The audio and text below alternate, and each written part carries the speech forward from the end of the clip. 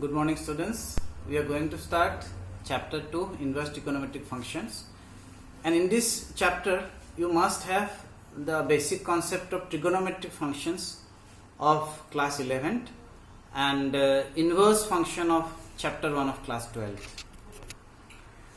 I am taking the example of one function, that is sine function. And we see that this sine function goes from set of real number to real number. This is class 11. And if we think about its domain and range, we find that this function, इसका domain is set of real number, right? Domain is R, set of real number, and the range is equal to, what is the range of sine function? The minimum value of sine function is -1 and maximum value is 1. So therefore, the range will be from -1 to 1. Alright. So what we do? We change the codomain to -1 to 1. Okay. And why we do it? Because our topic is inverse trigonometric functions. We need to find inverse of these trigonometric functions, and we know that a function has inverse only when it is bijective. And bijective means it is 1, 1 and onto both. So what we have done? We have made the codomain equal to range. So it helps us to make the function onto, right, surjective. So that is why this codomain has been made as range. So surjectiveness is taken care of. उसका मतलब ये function जो है ये onto है, surjective है. But what about 1, 1? Let us check. Sine of pi by 2 is equal to 1, class 11, right? Also you know that sine of 5 pi by 2 is also equal to 1, correct? And both pi by 2 and 5 pi by 2 lies in this domain R. So therefore, distinct elements are having same image. It is not a 1, 1 function. So if it is not 1, 1 function, definitely we have to redefine this domain. इस domain को redefine करना पड़ेगा. If we redefine the domain, the function will be bijective function, and consequently we will have, what we will have? The inverse of that function. For a conceptual clarity, I have drawn the graph of the sine function here. What we see in this diagram, the sine function, this is y equal to sine x. This is attaining the maximum value 1 at the point pi by 2, and of course after that this point will be 2 pi, and here we will have 5 pi by 2, and here also we will have it -3 pi by 2. That means at this point the function is having maximum value 1 and minimum value is attained at -pi by 2, 3 pi by 2 and so on. We have learned in chapter 1 how to identify a function is 1, 1 from the graph. We know that if I draw a straight line parallel to x-axis, then if it cuts the curve at more than one point, the function is no more a 1, 1 function. And this is the problem arises here. We can see this problem in this situation. If you draw a line parallel to x-axis, it is going to cut at many points on the graph. Okay. So hence we have to do something about it. What we do? We restrict the domain from this point, from -pi by 2 to pi by 2. We take only this segment of the curve. Okay. That means the domain of sine function is restricted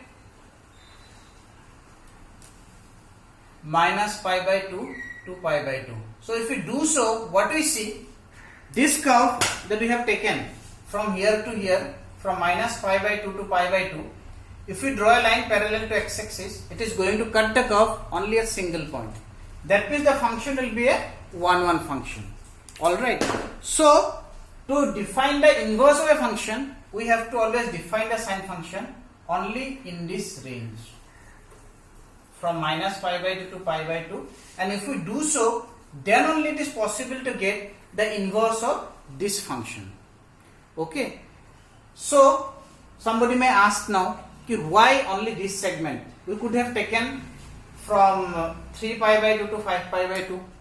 Okay, that is also going from -1 to 1, and this is fine. We could have taken, but this branch that we take, this branch is known as actually the principal value, which will be the range of the inverse function.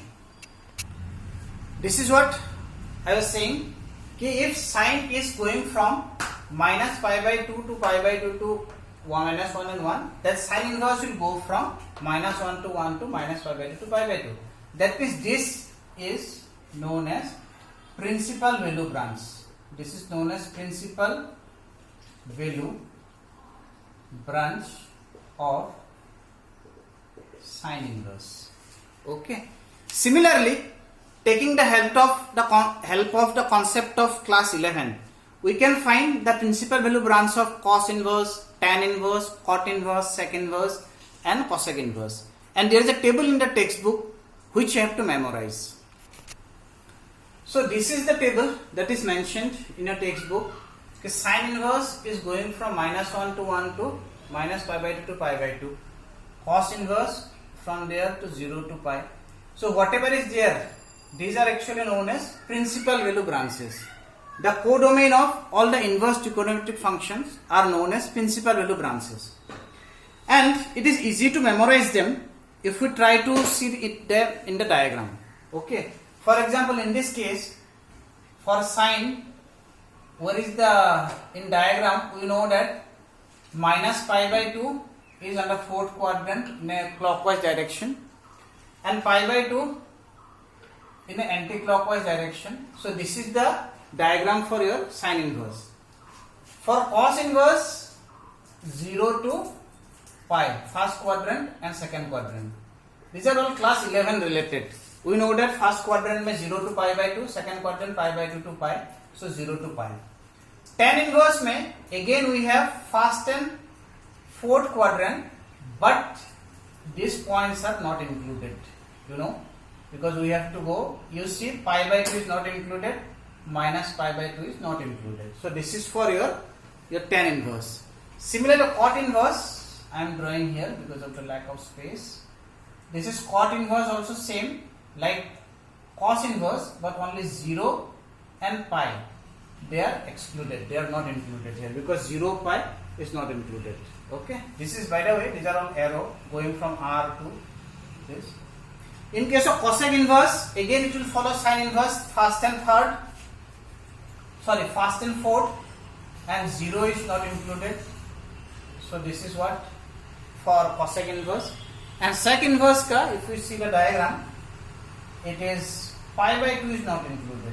This will be a hollow circle here, and it will cover first and second quadrant, but it will not include the point pi by 2. So these principal value branches, these are all called principal value branches. If we remember these principal value branches, then we can easily start solving the exercise 1.1. 2.1, the first exercise of chapter 2. And this exercise solution will follow in my next video. Thank you very much.